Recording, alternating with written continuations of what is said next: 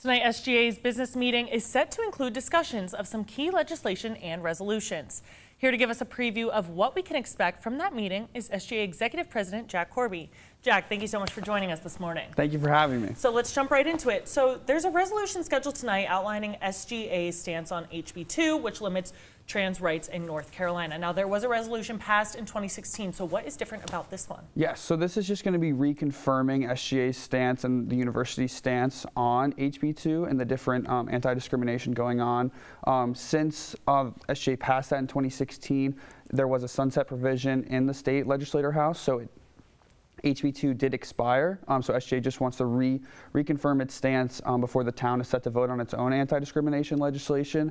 It'll be the 8th municipality in the state to follow this suit, and we just wanted to make sure that we're on equal footing. So nothing's changing, it's technically the same?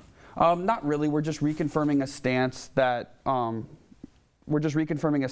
we feel that the university should have and that the student body should speak on at this time.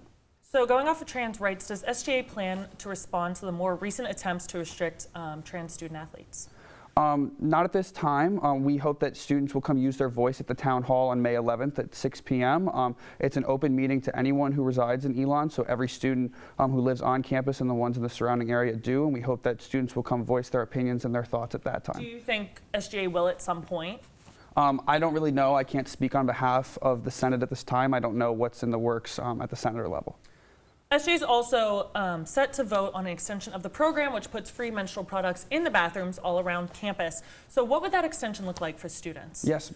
So it was a 2-year pilot program that was passed in May of 2019, so it's due to expire. So it would just be reconfirming SGA's stance to provide those products to any student who needs them on campus.